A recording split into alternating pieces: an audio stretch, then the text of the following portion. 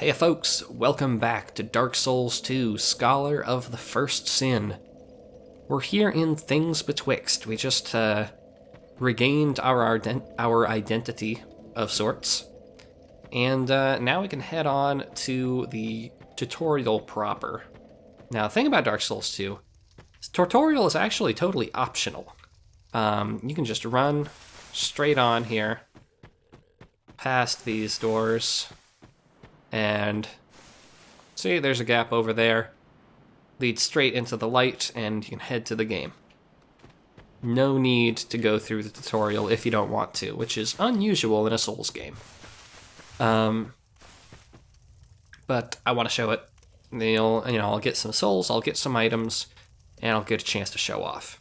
So, now one thing that they tried to make a big deal in Dark Souls 2, only sort of succeeded, is fire. Once you get a torch, which we got at the end of last episode, you can light it, and that allows you to light up dark areas. And this area is pretty dark if you don't have a torch, so I'm going to keep my torch lit. You can also light sconces if you want.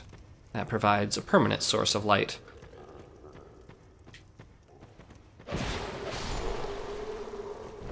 Now, lighting all the sconces, there are a lot of sconces here. You'd expect it to do something. It doesn't. There are areas where it does something, but it doesn't do anything here. I lit that and put my sconce away because I want to point out what's happening over here.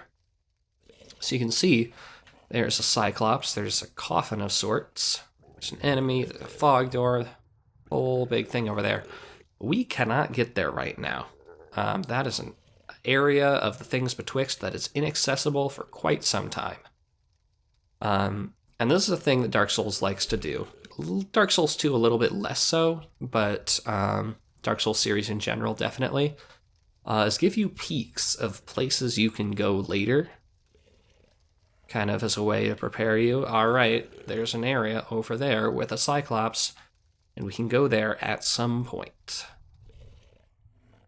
Anyway, just wanted to point that out. And you're going to keep seeing that area kind of shown at a couple different points in Things Betwixt as we move along. Don't mind me, just going to backstab this guy. Yep.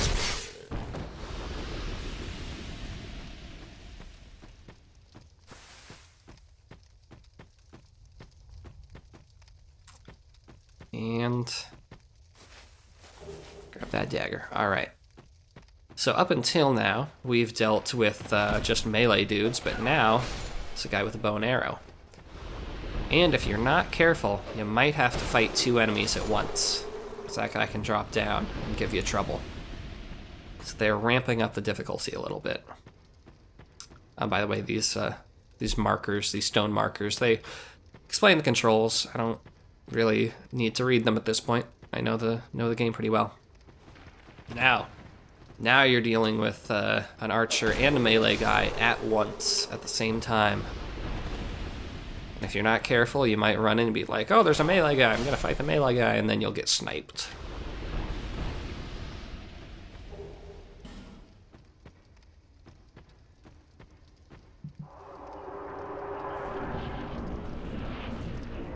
All right. Let's knock down this ladder real quick. Yes, me. You gonna say your thing? Just gonna say thing. Okay. So this is a little kind of hard to understand mechanic. Maybe it's simple to understand, but just a little goofy in practice.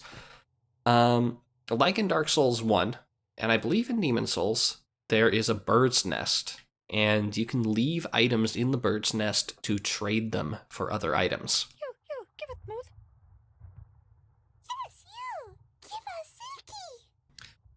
For instance, the smooth and silky stone that we picked up earlier.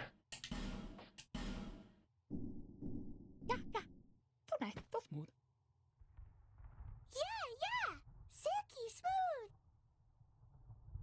Alright, well, we get Divine Blessing. You, give us smooth.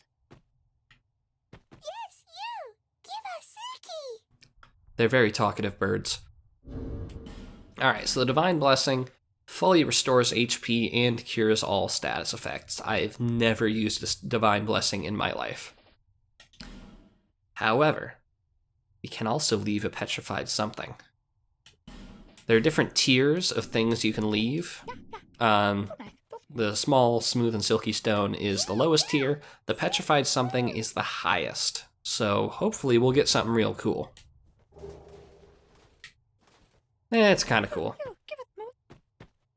So the white ring,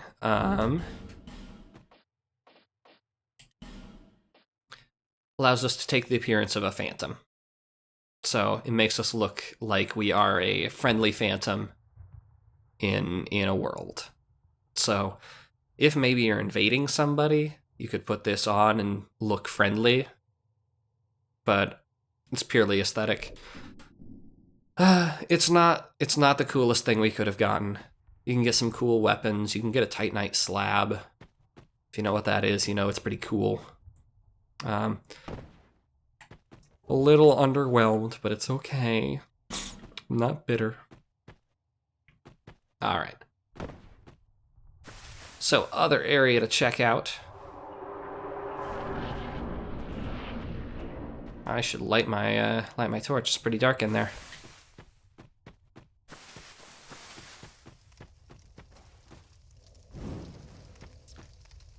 So you may have seen the timer over on the HUD on the left. I only have about 2 minutes and 45 seconds left on this torch before it runs out. So I'm gonna have to be efficient.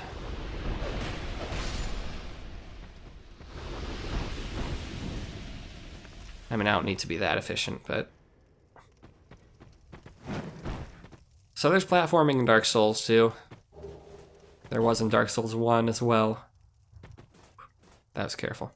That was bad. Jumping's a little different in this game. In Dark Souls 1... Dark Souls 1, you had to run and then release the run button and press it again in order to jump. Now it's done by clicking in the stick. Clicking in the movement stick. They're both garbage modes of input. I hate clicking sticks. I think it's not a good input method for anything that requires timing. But it works better than the run, because at least it's not going to misinterpret what you're trying to do.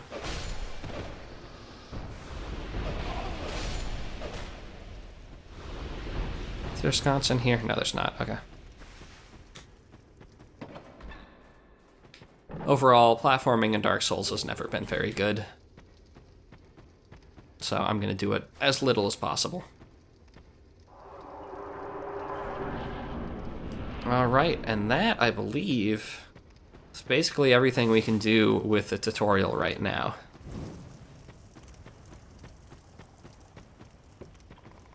But there will be more here. We know, because there's this whole area that we can't access yet. And, as we saw, I don't know if we can see it from here. Yep, there it is. There's the thing with the Cyclops there. So there's a whole path that we can't access yet. Because a statue blocks our way. We need a special item to get rid of this thing. So in the original Dark Souls 2, non-scholar version, that was open, and you could go there immediately. But they changed it. For whatever reason, who knows.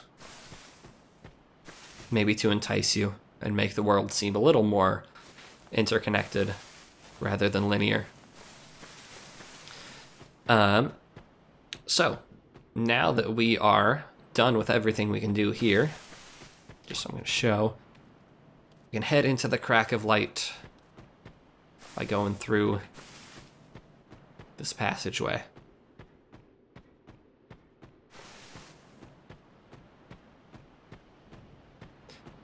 A lot of messages in here.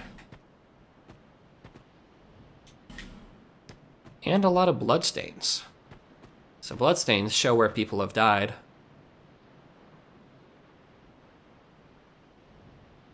I'm pretty sure these people just intentionally killed themselves to scare new players, because there's nothing threatening here.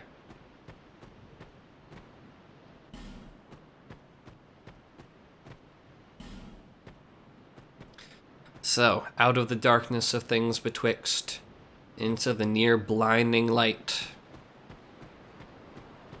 of Majula. Majula's the hub area of Dark Souls 2. It's pretty neat. We'll explore it in more detail in the next episode. For now... Yeah, there's an item over there. I'm gonna grab it next time. Oh, and don't think I didn't see this one. Gonna grab it next time. For now, I'm just gonna run over, activate that bonfire, and then we'll call this an episode. So, thank you for watching, and I'll see y'all next time.